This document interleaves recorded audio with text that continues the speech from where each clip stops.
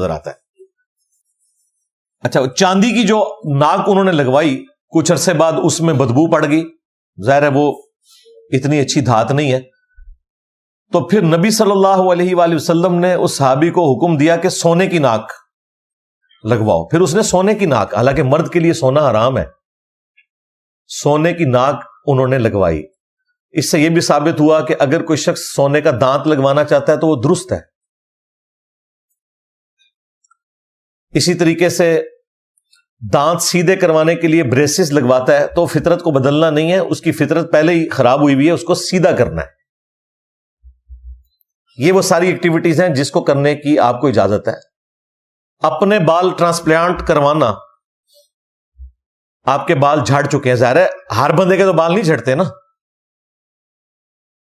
تو جس کے جھڑ گئے ہیں وہ نیچر سے ہٹ گیا, اور وہ اگر خرچہ کر کے اپنے بال لگوانا چاہتا ہے لگوا لے.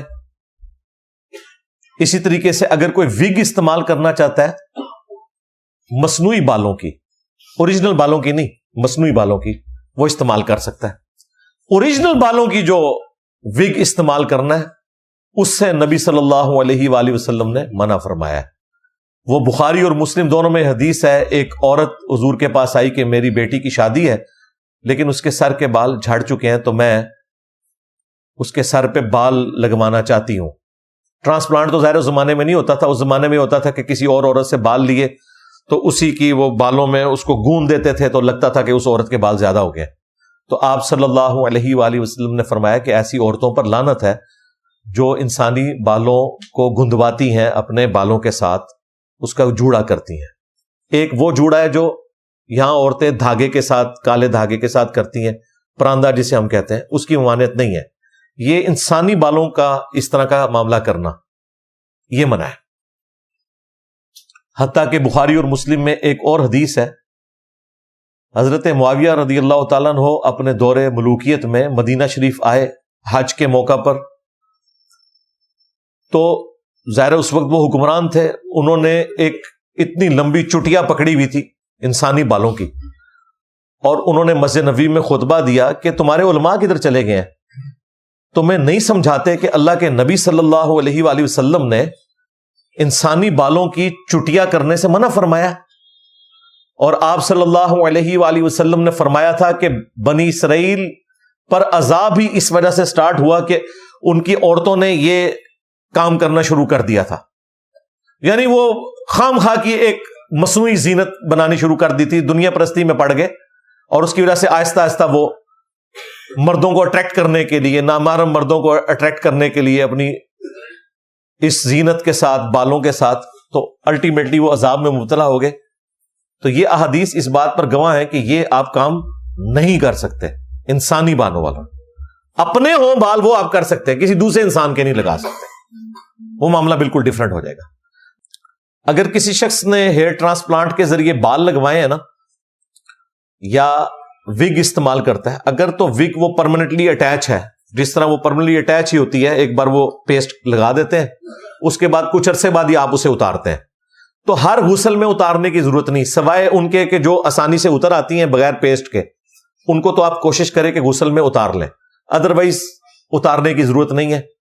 خواہ آپ نے ٹرانسپلانٹ کیا ہوا ہے یا وگ ہے, اسی کے اوپر سے غسل اور وضو والا معاملہ آپ کا ہو جائے گا, وہ اب آپ کے جسم کے حصے کے طور پر ہے, لہذا اس اعتبار سے کسی نے کوئی ٹینشن نہیں لینی, یہ اس کے ساتھ جڑی ہوئی چیز تھی, اس لیے میں نے اسے بیان کر دیا. لہذا وہ جو آیت ہے وَلَآمُرَنَّهُمْ فَلَيُغَيِّرُنَّ خَلْقَ اللَّهِ, میں انسانیت کو ابھاروں گا, شیطان نے کہا کہ وہ تیری تخلیق کو بدلیں گے, تو یہ وہ والی تخلیق بدلنا ہے جو اوریجنل تخلیق کو بدل دیا جائے. لیکن اگر آپ کسی فطرت کو کریکٹ کر رہے ہیں, اس میں یہ چیز نہیں آتی. اب اوریجنل کون سی آپ بدل رہے ہیں, وہ مشہور حدیث ہے بخاری مسلم میں, عبداللہ ابن مسعود نے کہا کہ اللہ تعالیٰ نے لعنت فرمائی ہے اور اس کے رسول نے ایسی عورتوں پر جو ٹیٹو بنواتی ہیں, گندواتی ہیں, اور خوبصورت دکھنے کے لیے دانتوں میں گیپ بنواتی ہیں. چند لوگوں کا ہوتا ہے, زیادہ تر کا تو نہیں یہ گیپ ہوتا, تو گیپ بنانا یہ کوئی نیچر نہیں ہے, ورنہ تو سب کا ہی ہوتا. اور اپنے چہرے کے بال اکھاڑتی ہیں, یعنی یہ آئی بروز, ویسے عورت کی اگر داڑھی نکل آئے تو وہ تو اس نے اکھاڑنی ہے، کیونکہ اس نے مردوں سے مشابہت نہیں کرنی. اگر اس طرح کا کوئی معاملہ ہو جائے وہ اپنا ٹریٹمنٹ کروائے گی. لیکن یہ والے بال خام خواہ ان کو ہر وقت چھیڑتے رہنا، اور پھر عورتیں بہانے کرتی ہیں نہیں جی ہمارے تو وہ فطرت سے ہٹے ہوئے ہم سیٹ کرتے ہیں، سارا نہیں اٹکے نے. نہیں، یہ ایک صرف فیشن بنایا ہوا ہے انہوں نے. کوئی لاکھوں میں ایک کیس ہو سکتا ہے، لیکن اس کے لیے پہلے ڈیٹا اکٹھا کر کے آپ کو وہ پورے سائز سائنٹیفکلی بتانے ہوں گے کہ اس سائز کا ہو تو اس کے بعد وہ کر سکتا ہے. اس طرح کی ایکٹیویٹی تب پرفارم کی جائے اگر کسی نے کرنی ہے. ابن مسعود کی یہ حدیث ایک عورت نے اس زمانے میں سنی، اور وہ آ گئی حضرت ابن مسعود کے پاس، اور اس نے کہا کہ حضرت آپ یہ کہتے ہیں کہ اللہ تعالیٰ نے قرآن میں لعنت فرمائی ہے ایسی عورتوں پر جو ٹیٹو بنوائیں اور دانتوں میں گیپ بنوائیں. ٹیٹو اگر کسی نے زمانے جاہلیت میں بنوا لیے تھے تو اب اس پہ تیزاب ڈال کے اسے صاف کرنے کی ضرورت نہیں ہے، بس توبہ کر لی کافی ہے، اس کے اوپر کوئی گرپ اللہ تعالیٰ کی طرف سے نہیں ہوگی. اور یہ چہرے کے بال اکھیڑیں، تو میں نے تو پورا قرآن پڑھا ہے، مجھے تو قرآن میں کوئی ایسی آیت نظر نہیں آئی. اب وہ تو دعویٰ بھی کر سکتی تھی، یا تو وہ صحابیہ تھی یا کسی صحابی کی بیوی ہوگی یا کسی تابعی کی بیوی ہوگی، بس اس سے نیچے تو نہیں ہوگا. تو ابن مسعود نے کہا کہ کیا تم نے قرآن میں نہیں پڑھا وما آتاکم الرسول فخذوہ، جو رسول اللہ تمہیں دیں اسے لے لو، جس سے منع فرمائے اس سے رک جاؤ. تو میں نے خود نبی علیہ السلام سے سنا تھا کہ ایسی عورتوں پر لعنت ہے، لہٰذا رسول اللہ کا فرمانا گویا ایسا ہی ہے جیسا کہ اللہ تعالیٰ نے فرمایا، کیونکہ اللہ ہی نے ہمیں کہا. حالانکہ یہ آیت مال غنیمت کے بارے میں تھی، لیکن ابن مسعود نے اسے ایکسٹراپولیٹ کیا اس لعنت کے اوپر بھی جو نبی علیہ السلام نے ایسی عورتوں پر فرمائی تھی. اس سے پتہ چلا کہ صحابہ کرام حدیث کے ذریعے قرآن حکیم کی آیات کو ایکسٹراپولیٹ کر لیتے تھے، یہ جائز ہے. پھر اس عورت نے اگلی بات کی کہ ہم نے تو سنا ہے کہ آپ کی بیوی بھی یہی کام کرتی ہے. کوئی کلپ کاٹ لیا ہوگا کسی دیوبندی بریلوی نے اس ٹائم. آپ یہ بات کریں کہ دیکھیں انجینئر صاحب نے ہمارا مذاق اڑایا، ہم تو اس وقت آئے نہیں تھے. اگر اس وقت نہیں تھے ہوں کتوں آ گیا پھکی ہے نا. تو یا پھر کہو کہ انجینئر صاحب کو تواڈے نال دا اسی جنہیں کو کلپ کٹیا سی، چلو کم از کم اس زمانے تے میں ثابت ہو جاواں گا نا. ٹھیک، تو وہ مشہور ہو جاتی ہے نا باتیں، افواہیں پھیل جاتی ہیں. تو ابن مسعود نے کہا کہ اندر جاؤ میری بیوی کو دیکھ لو. وہ اندر گئی تو شرمندہ ہو کے باہر آئی عورت، اس نے کہا کہ آپ کی بیوی میں تو ایسی کوئی بات نہیں ہے، یہ تو کلپ ہی آپ کا کاٹا ہوا تھا. تو ابن مسعود نے پھر ایک جملہ بولا، انہوں نے کہا کہ اگر میری بیوی یہ کچھ کرتی ہوتی تو ابن مسعود کی بیوی نہ ہوتی، کہ رسول اللہ کی نافرمان ہو اور وہ میری بیوی ہو، یہ ہو ہی نہیں سکتا. تو اس حدیث میں آپ کو پتہ چل گیا کہ اس طرح کا جو بگاڑ کرنا ہے نا وہ تو منع ہے. لیکن کچھ بگاڑ ایسے ہیں جو اللہ تعالیٰ نے ہمیں حکم فرمایا کہ وہ آپ نے کرنے ہیں، اور ان بگاڑ کو کرنا یا قدرت کی طرف سے ہوئی چیزوں کو سنوارنا وہ فطرت ہے. بخاری مسلم دونوں میں حدیث ہے کہ 5 چیزیں فطرت میں سے ہیں. نمبر 1 ختنہ کروانا. ختنہ اللہ نے نہیں کیا ہوتا، مخلوق کرتی ہے، اللہ کی بنائی ہوئی خلقت کو بدلتی ہے، لیکن یہاں بدلنا خود فطرت ہے. دوسری چیز فرمایا ناخن کاٹنا. تیسرا بغلوں کے بال صاف کرنا. چوتھی چیز زیر ناف بال. اور 5ویں مونچھیں پست کرنا. صحیح مسلم میں یہی حدیث ہے، اس میں آیا 10 چیزیں فطرت سے.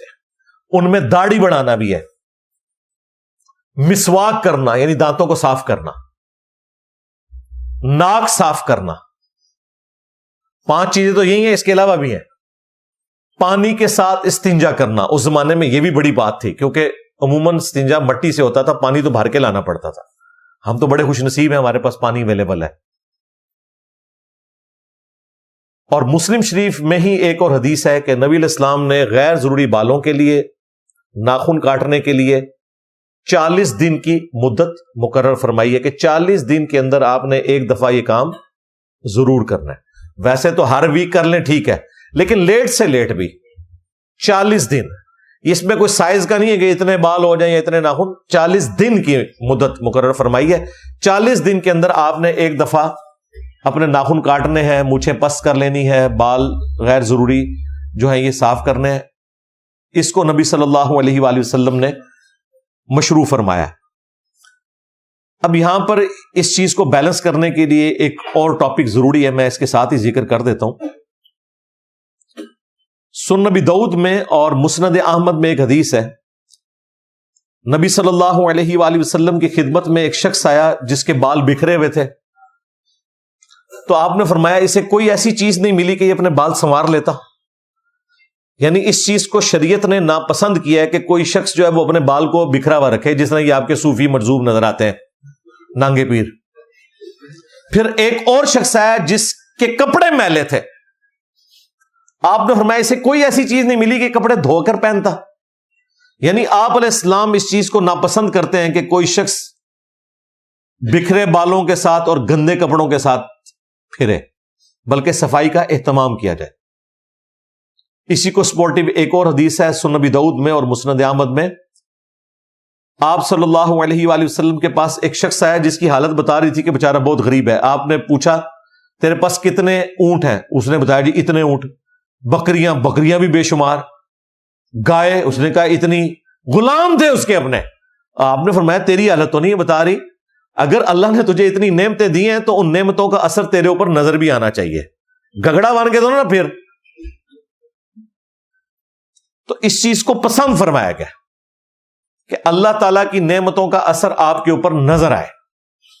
ایک اور حدیث ہے جامعہ ترمذی میں, نبی صلی اللہ علیہ وآلہ وسلم نے فرمایا کہ اللہ تعالیٰ جب کسی کو نعمتوں سے نوازتا ہے تو اس چیز کو پسند فرماتا ہے کہ ان نعمتوں کا اثر اس کے اوپر نظر آئے.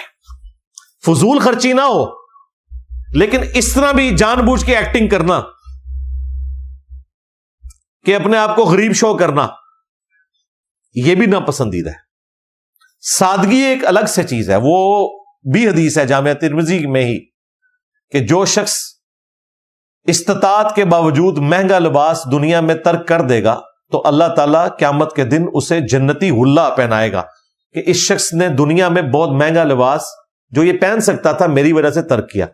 مہنگا لباس ترک کرنا یہ پسندیدہ ہے, لیکن گندے کپڑے پہننا یا اتنا تھرڈ کلاس لباس پہننا کہ لوگوں کو لگے کہ یہ پتہ نہیں اللہ تعالیٰ نے اس کے اوپر کون سا عذاب نازل کیا ہوا ہے, تو پھر اللہ کو تو غصہ صحیح آنا ہے نا کہ میں نہ کچھ دیتا ہے اور انہیں اپنی حالت بنائی ہے. یا تو سب کچھ اللہ کو دے دے نا اور واقعی فقر کی زندگی میں آ جائے, پھر تو سمجھ آتی ہے. خود جوڑا ہوا ہے اور اپنی حالت یہ بنائی ہوئی ہے, وہ چیز اللہ تعالیٰ کو پسند نہیں ہے. لیکن دوسری طرف یہ بھی یاد رکھیے گا, ابو داؤد میں ایک حدیث ہے, دنیا میں جس نے شہرت کا لباس پہنا قیامت کے دن اللہ تعالیٰ اسے ذلت کا لباس پہنائے گا. ہاں یہ بھی ہے, جان بوجھ کے ایسا لباس پہننا کہ آپ لوگوں میں نمایاں نظر آئیں. ہاں یہ بھی بعض لوگوں کو شوق ہے. آپ یہ مولویوں کو دیکھیں نا, ایک سے ایک ون سمنا مولوی ایسی ایسی کلرز کی پگڑیاں پہن کے آتے ہیں, ان میں پتہ نہیں کیا کچھ, پھر اوپر گوٹے پہنے ہوئے ہوتے ہیں اور اللہ معافی دے کیا حالت بنائی ہوئی ہوتی ہے. یہ نعت خانوں کو آپ دیکھ لیں, یقین کریں, لگتا ہے کہ پورے وہ ایکٹر ہیں, وہ بیوٹی پارلر سے تیار ہو کے آتے ہیں باقاعدہ, سرخی پاؤڈر سارا کچھ لگایا ہوتا ہے. وہ کیمرے میں پتہ چل جاتا ہے کہ یار اس نے کیا حرکت کی ہوئی ہے.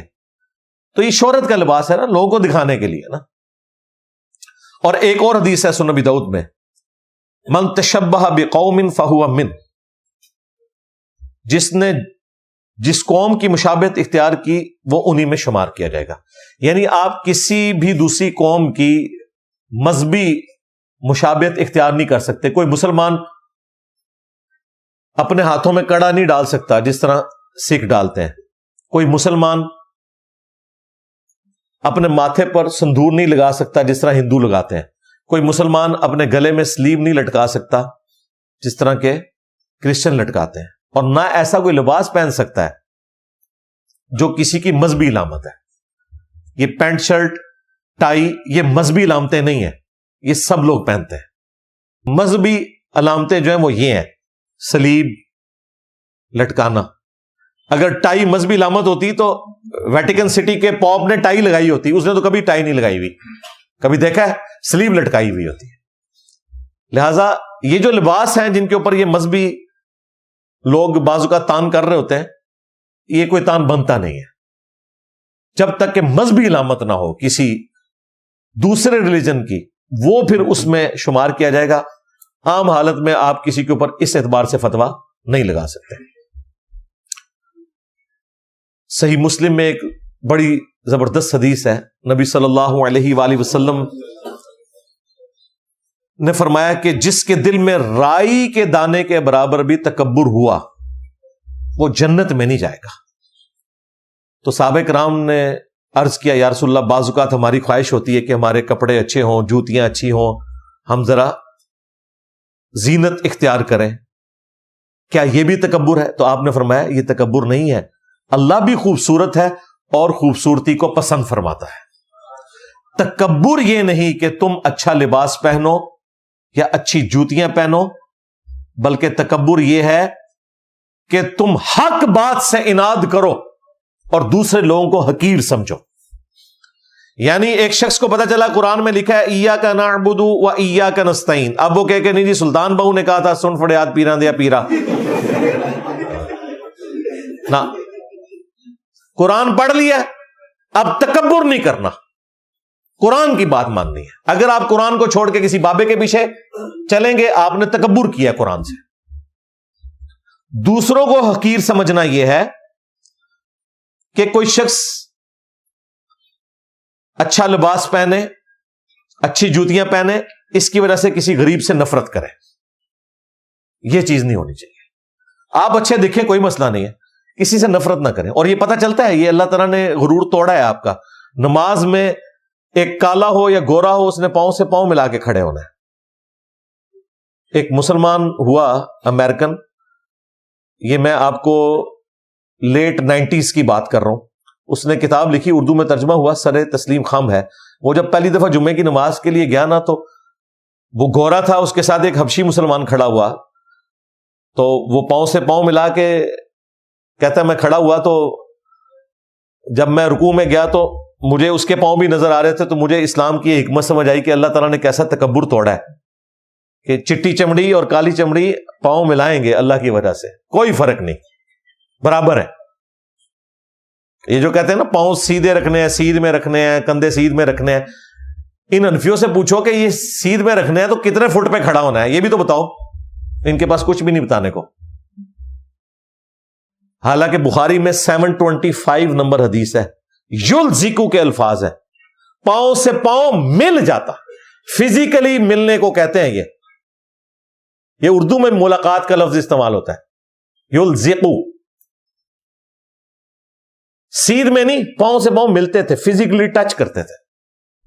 اس سے تکبر ختم ہوتا ہے. تو تکبر یہ نہیں کہ اچھا لباس پہنو یا اچھے دکھو، بلکہ تکبر یہ ہے کہ تم دوسروں کو حقیر سمجھو اور حق بات سے منہ پھیر لو. آخر میں ایک حدیث آپ کو اس کو بیلنس کرنے کے لیے سنا دیتا ہوں، صحیح مسلم کی، کہ نبی صلی اللہ علیہ وآلہ وسلم نے فرمایا اللہ تعالیٰ تمہاری شکلوں کو اور تمہارے مال کو نہیں دیکھتا، وہ دلوں اور اعمال کو دیکھتا ہے. اگر کوئی شخص غریب ہے اور وہ یہ سمجھے کہ بھئی یہ ساری حدیثیں میرے لیے تو پھر کوئی نہیں ہے کہ میں تو زینت کر ہی نہیں سکتا، نہیں، اللہ تعالیٰ تمہاری شکلوں اور مال کو نہیں دیکھتا. شکلوں کو کیوں دیکھتے؟ شکل تو اس نے خود بنائی ہے. دل اور اعمال کو دیکھتا ہے. شکلوں میں بات جاتی تو سیدنا بلال حبشی ایک غلام ہی تھے نا، حبشی تھے. اور بخاری میں الفاظ ہے حضرت عمر جو بنو عدی کے سردار ہیں اور قبائلی سسٹم میں غلاموں کی کوئی حیثیت نہیں، اور وہ کہتے تھے ابو بکر ہمارے سید ہیں کہ انہوں نے ہمارے سید بلال کو آزاد کروایا. حضرت عمر حضرت بلال حبشی غلام کو بھی کہتے تھے یہ میرا سردار ہے. ایک عرب کے قبیلے کا سردار جو غلاموں کو سمجھتے ہی کچھ نہیں تھے، اسلام نے اتنا بدل دیا، وہ کہتے تھے سیدنا بلال، ہمارے آقا بلال، دین کی نسبت کی وجہ سے. حبشی کتنا خوبصورت ہوگا، جتنا بھی خوبصورت ہو، ہونٹ اس کے موٹے ہی ہونے ہیں، ناک موٹی ہونی ہے، رنگ اس کا کالا ہی ہونا ہے. لیکن آج جب ہم حضرت بلال کا نام لیتے ہیں تو دل میں ہمیں وہ مٹھاس محسوس ہوتی ہے اور وہ محبت کا جذبہ آتا ہے. کیا اس وجہ سے کہ ان کی شکل ہم نے دیکھی ہوئی ہے؟ ان کی قربانیوں کی وجہ سے. تو اللہ تعالیٰ تمہاری شکلوں اور مال کو نہیں دیکھتا بلکہ دلوں اور اعمال کو دیکھتا ہے. لہذا کوئی ہیئر ٹرانسپلانٹ کروا لے یا نہ کروائے، کوئی وگ رکھ لے یا نہ رکھے، کوئی مہنگا چشمہ لگائے یا نہ لگائے، کوئی مہنگی گاڑی رکھے یا نہ رکھے، اس سے کوئی فرق نہیں پڑتا. اللہ تعالیٰ کے نزدیک کرائٹیریا بالکل ڈیفرنٹ ہے. اگر کسی کے دماغ میں یہ آتا ہے کہ میں اس طرح بن ٹھن کے جس طرح دنیا کو دھوکہ دے رہا ہوں آخرت میں اللہ کو دے لوں گا، تو ایسا نہیں ہوگا. اور یہ میں بات جنرل کر رہا ہوں، مولانا طارق جمیل صاحب کے حوالے سے نہیں کر رہا. وہ آلریڈی ایک امیر زادے ہیں، انہوں نے یہ دین سے ساری عمارت نہیں کمائی ہے، وہ آلریڈی بھی ایک لینڈ لارڈ تھے. بعد میں ٹھیک ہے دین کی برکت سے اللہ تعالیٰ نے انہیں پوری دنیا میں اس حوالے سے سیر کروائی تبلیغی جماعت کے پلیٹ فارم سے، وہ ایک الگ بات ہے. بہرحال ان شارٹ یہ ہے کہ مولانا کا مذاق کرکرا نہ کریں. اگر انہیں بال لگوا لیے ہیں تو آپ ان کو مبارکباد پیش کریں. ہم بھی انہیں مبارکباد ہی پیش کرتے ہیں، اور اس کے بعد ہم انہیں کہیں گے کہ اگر آپ نے کوئی شادی بھی کرنی ہے تو کریں، انشاءاللہ تعالی ہم اس کی بھی مبارک آپ کو پیش کریں گے انشاءاللہ تعالی. کوئی اس کا مذاق نہیں اڑایا جائے گا. جو چیز اسلام میں حرام نہیں ہے، جواز کی حد تک موجود ہے، اس کے حوالے سے آپ کسی مسلمان کے اوپر کوئی تان نہیں کر سکتے. لہٰذا میں ان تمام لوگوں کو جنہوں نے نیگیٹو کامنٹس کیے، یا ان صحافیوں کو جنہوں نے اس چیز کو بنیاد بنا کے ان کے اوپر پھپتیاں کسی، انہیں سمجھاؤں گا کہ آپ یہ والی حرکت نہ کریں کہ آپ ایک وہ چیز جو اسلام میں حرام نہیں ہے اس اعتبار سے کسی کا مذاق اڑانا شروع کر دیں. باقی جس حوالے سے لوگ بات کرتے ہیں وہ بات اپنی جگہ بالکل درست ہے کہ جب کوئی شخص پوری زندگی فقر کا درس دے رہا ہے تو اس کی زندگی میں بھی وہ والی درویشی نظر آنی چاہیے. لوگ ایکسپیکٹ کرتے ہیں، سیدھی سی بات ہے، اور ان چیزوں کا خیال رکھنا ضروری ہوتا ہے. یہ نہ سمجھے میرا کوئی ذاتی موقف ہے. بخاری مسلم میں حدیث ہے، نبی صلی اللہ علیہ وآلہ وسلم اعتکاف بیٹھے ہوئے تھے، آپ کی بیویاں آپ کو اعتکاف کی حالت میں ملنے کے لیے آئیں. کچھ تو ساتھ ہی اعتکاف بیٹھی تھی، کچھ رات کے اندھیرے میں ملنے کے لیے آئیں. تو باقیوں کو تو حضور نے رخصت کیا، لیکن حضرت صفیہ کا گھر تھوڑا دور تھا. آپ نے کہا صفیہ تم رک جاؤ، تمہیں میں خود چھوڑنے جاؤں گا. جب آپ وہاں سے نکلے تو راستے میں آپ نے کچھ انصاری اصحاب کو دیکھا، تو وہ حضور کو دیکھ کے نا تیزی سے گزر گئے. آپ وہیں رکے، آپ نے ان کو بلایا. تو وہ جب پاس آئے تو آپ نے فرمایا یہ رات کے اندھیرے میں جو عورت میرے ساتھ ہے نا، اب اسٹریٹ لائٹ کوئی نہیں ہے، یہ ذہن میں رکھیے گا، نہ کوئی روشنی ہے، یہ میری بیوی ہے، میں اسے چھوڑنے کے لیے جا رہا ہوں. تو انہوں نے کہا یا رسول اللہ ہم آپ کے بارے میں گمان تو کر ہی نہیں سکتے کہ آپ کسی نامحرم عورت کے ساتھ ہوں گے رات کے اس اندھیرے میں. تو آپ نے فرمایا بے شک شیطان انسان کے جسم میں خون کی طرح دوڑتا ہے، وہ تمہیں یہ وسوسہ دلا سکتا تھا، لیکن نبی الاسلام نے اپنی پوزیشن خود کلیئر کر دی پہلے. حالانکہ آپ نہ بھی کرتے کوئی فرق نہیں پڑنا تھا، لیکن ان کا بیڑا غرق ہو جانا تھا اگر وہ بدگمانی کرتے. نبی کے بارے میں کرتے تو ایمان سے ہی جاتے. نبی علیہ السلام کو خطرہ ہوا کہ میرے اس ظاہری عمل کی وجہ سے جس میں نے کوئی غلط کام نہیں کیا، کسی کے دماغ میں کوئی ایسی بات نہ آ جائے اور میرے بارے میں ایسا گمان کر کے اپنی آخرت نہ برباد کر بیٹھے. کلیریفائی کر دیا. لیکن یہاں آپ کو مولوی جمعوں کے خطبوں میں یہ تو کہتے ہوئے سنائی دیں گے کہ حضرت عمر سے جمعے کے خطبے میں حضرت سلمان فارسی نے پوچھ لیا تھا کہ تمہارا یہ لباس کیسے سلا، مال غنیمت میں تو ہر شخص کو ایک چادر ملی تھی، تمہارا تو قد لمبا ہے. تو انہوں نے کہا میرا بیٹا جواب دے گا. عبداللہ ابن عمر نے کہا کہ میں نے اپنے حصے کی چادر دی تھی. یہ جس ممبر سے آپ کو مولوی بیان کر رہا ہوتا ہے نا، جیسے یہ واقعہ مکمل کرے آپ نے وہیں کھڑے ہونا ہے، کہنا جی میں بھی سلمان فارسی کی سنت پہ عمل کر رہا ہوں، اور تو بھی حضرت عمر علی سنت پہ عمل کر. ہاں 5 سال پہلے سائیکل تے آیا سا، تنخواہ تیری 30,000 ہے، خرچہ تیرا روزانہ کا 30,000 ہے، تو نے گاڑی رکھی ہوئی ہے، تو یہ بتا اللہ کا اتنا فضل کہاں سے ہے تیرے پہ؟ چندے سے کھا رہا ہے ظاہر ہے، اور کہاں سے کھا رہا ہے؟ اگر یہ حضرت عمر کے ماننے والے ہوئے نا تو برا نہیں مانیں گے، نہ آپ کو کہیں گے کہ جی آپ بعد میں کمرے میں تشریف لے آئے، اور کمرے بالکل نہیں جانا، پینٹی لاندے جے. انہوں نے کو تقریریں باہر کر دے جواب دیں دو کمرے اندر. جدھر تقریر کی ہے وہیں پہ جواب دو کہ تمہارا یہ لیونگ سٹینڈرڈ کہاں سے آیا ہے. تو واقعی جب ہم ایسے لوگوں سے درویشی کی باتیں سنیں, اب ہمارے باپا جانی ایکس مرشد دیکھیں نا, وہ سبز تکیے, میں نے پگڑی تو رکھ لی ہے, مجھے اس دن ایک بھائی کہہ رہے تھے 2 تکیے بھی رکھ لو, تو چنڈے بھی چک لو. تو وہ خود کہتے ہیں میں غبارے بیچتا تھا, میں جھاڑو بیچا کرتا تھا. اس کے بعد بھائی دنیا میں کون سی ایسی تبدیلی آئی ہے, کوئی ان کے گھر تیل کا کنواں نکل گیا ہے, کوئی سونے کی کان دریافت ہو گئی ہے, بس دین کی وجہ سے سب کچھ ہوا ہے. یہ ساری بہاریں آپ کو جو نظر آ رہی ہیں دین کی وجہ سے نظر آ رہی ہیں. اللہ کا فضل سارا اسی دین سے ہی کھایا ہے. ہاں,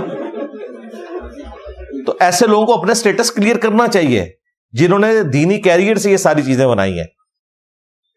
یہ فرق ہے علماء حق میں اور علماء سو میں, سیدھی سی بات ہے. یہ بات کرنا بڑا آسان ہے, لیکن پریکٹیکلی جب آپ کو جسٹیفائی کرنا پڑ جائے تو منہ سے جھاگ چھوٹنی شروع ہو جاتی ہے, اور ساتھ بیٹھے ہوئے جو مریدین ہیں نا, سب سے پہلے وہ میدان عمل میں اتر آتے ہیں کہ آپ کو جی مفتی صاحب سے بات کرنے کی تمیز ہی نہیں ہے, آپ کو حضرت صاحب سے بات کرنے کی تمیز نہیں ہے. یہ ایک جملہ انہوں نے رٹا ہوا ہے, جس وقت چاہتے ہیں یہ پھینک دیتے ہیں تاکہ ماتی ماری جائے. سیدھی سی بات ہے. صلو علی محمد وآل محمد, اللہم صلی علی محمد وعلی آل محمد واصحاب محمد وازواج محمد وامت محمد اجمعین الی یوم الدین, آمین.